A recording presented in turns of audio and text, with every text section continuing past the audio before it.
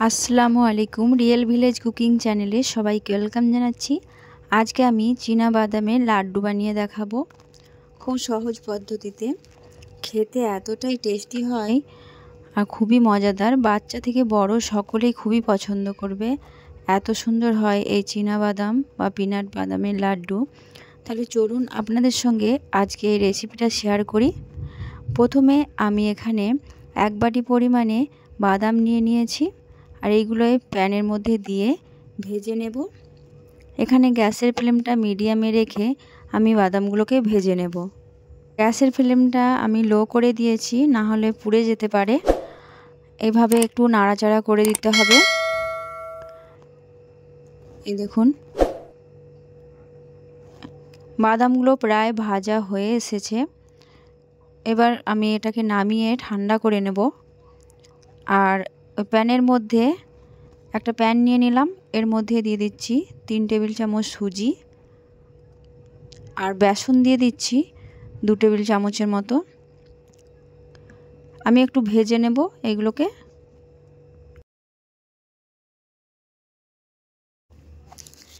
একটু নাড়াচাড়া করে ভালো করে একটু ভেজে নেব। এর মধ্যে একটা সুগন্ধ বেরিয়ে আসবে বেসন এবং সুজির মধ্যে।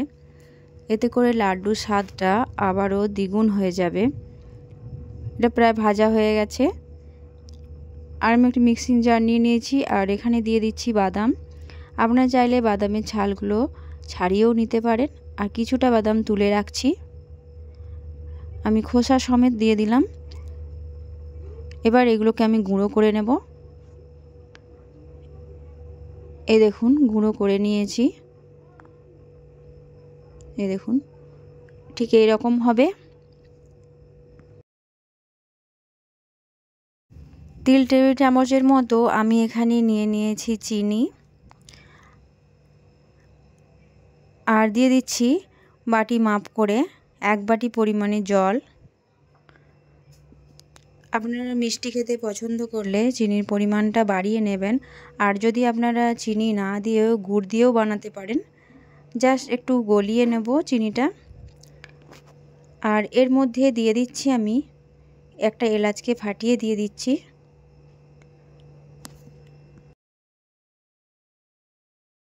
এক টেবিল চামচ ঘি দিয়ে দিলাম। ঘি দিলে এর স্বাদটা ভালো আসবে আর লাড্ডুগুলো খেতে খুবই ভালো লাগবে। এভাবে করে একটু গলিয়ে নিচ্ছি। এবার আমি বেসন এবং সুজিটা দিয়ে দিলাম, একটু নাড়াচাড়া করে দেব। এবার যে বাদামগুলো গুঁড়িয়ে রেখেছি বাদামের গুঁড়োটা দিয়ে দিচ্ছি, পুরোটাই ঢেলে দিচ্ছি। দিয়ে অনবরত নাড়াচাড়া করে নিতে হবে ভালোভাবে, কোনো রকম দলা বেঁধে না থাকে। গ্যাসের ফ্লেমটা একবার লোতে করে দিতে হবে।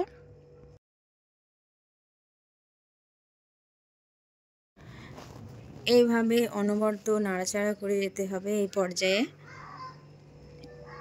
হাতার সাহায্যে এইভাবে করে আমি নেড়ে দিচ্ছি।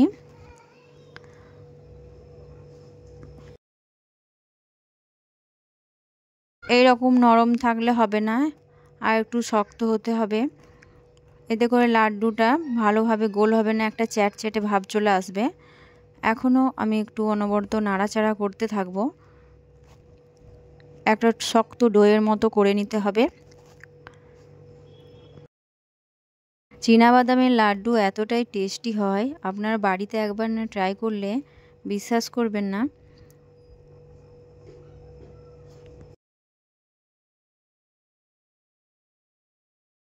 এটা প্রায় রেডি হয়ে গেছে। এই দেখুন এইরকম একটু শক্ত শক্ত হয়ে যাবে। ঠিক সেই পর্যায়ে গ্যাসের ফ্লেমটা আমি অফ করে দিচ্ছি। আর এটা এক সাইডে নামিয়ে আমি ঠান্ডা করে নেব। এক সাইডে নামিয়ে ঠান্ডা করে নিচ্ছি। এই দেখুন ঠান্ডা হয়ে গেছে, কতটা শুকনো হয়ে গেছে দেখুন। আর সেই বাদাম যেগুলো তুলে রেখেছিলাম সেগুলো একটু গুঁড়িয়ে নিয়েছি। আর হাতের মধ্যে নিয়ে নিয়েছি সামান্য পরিমাণে ঘি। ঘি দিয়ে লাড্ডুগুলো আমি পাকিয়ে নেব। এইভাবে সামান্য নিয়ে হাতের তালুর মধ্যে দিয়ে গোল করে নিচ্ছি, ঠিক এই রকম করে। এই দেখুন কত সুন্দর গোল হয়ে গেছে। এবার যে আমি বাদামগুলো রেখেছি সে বাদামের মধ্যে আমি মাখিয়ে নেব এইভাবে করে, চারিদিকে ভালোভাবে মাখিয়ে নেব। আবারও ভালোভাবে একটু গোল করে নিতে হবে এইভাবে করে। এই দেখুন দেখতে কতটা সুন্দর লাগছে। ঠিক এইভাবে করে আমি প্রতিটা লাড্ডু বানিয়ে নেব। এই দেখুন আবারও একটা লাড্ডু বানিয়ে নিচ্ছি, সামান্য পরিমাণে নিয়ে নিলাম আর হাতের তালুর মধ্যে দিয়ে গোল করে নিচ্ছি এইভাবে। ঠিক একইভাবে আবারও আমি বাদামের মধ্যে লাড্ডুটাকে মিশিয়ে নেব আর হাতের তালুর মধ্যে দিয়ে গোল করে নেব। এইভাবে করে প্রতিটা লাড্ডু আমি রেডি করে নেব। তাহলে দেখলেন কত সহজে লাড্ডুগুলো তৈরি করা যায়। একটা প্লেটের মধ্যে সব কটা নিয়ে নেব। এই দেখুন কতটা সুন্দর হয়েছে লাড্ডুগুলো। আমি একে একে করে একটা প্লেটের মধ্যে নিয়ে নিচ্ছি। দেখতেও যেমন সুন্দর, খেতেও খুবই টেস্টি হয় এই পিনাট বাদামের লাড্ডু। এই দেখুন কতটা সুন্দর হয়েছে। আর এই বাদামগুলো আমাদের জমিতে ফলানো হয়েছিল। এই দেখুন দেখতে কতটা সুন্দর লাগছে। বাজার থেকে বাচ্চাদের জন্য চকলেট না কিনে বাড়িতে এভাবে বাচ্চাদের লাড্ডু বানিয়ে দেবেন, বাচ্চারা খুব পছন্দ করবে। এই দেখুন লাড্ডুগুলো আমি একটু ভালোভাবে আপনাদের দেখিয়ে দিচ্ছি। এইভাবে সহজেই বাড়িতে বানিয়ে নিতে পারবেন অল্প সময়ের মধ্যে। বাড়িতে হঠাৎ কোনো গেস্ট এলে আপনারা 2 থেকে 3 দিন আগেও বানিয়ে রেখে দিতে পারেন ফ্রিজের মধ্যে। আর যখন খুশি ইচ্ছে মতো গেস্ট এলে বা বাড়িতেও খেতে পারবেন। আমার এই রেসিপি যদি আপনাদের ভালো লেগে থাকে চ্যানেলটা অবশ্যই সাবস্ক্রাইব করে পাশে থাকার অনুরোধ রইল আবারও নিত্য নতুন রেসিপি পাওয়ার জন্য। আমি একটা ভেঙে দেখাচ্ছি, দেখুন খুবই নরম, মুখে দিলেই মিলিয়ে যাবে আর খুবই সুস্বাদু। ঝটপট দেরি না করে আপনারা বাড়িতে একবার ট্রাই করে দেখুন। আর আমার চ্যানেলে নিত্য নতুন রেসিপি আপনারা ট্রাই করে দেখতে পারেন। রেসিপি এখানেই শেষ করছি।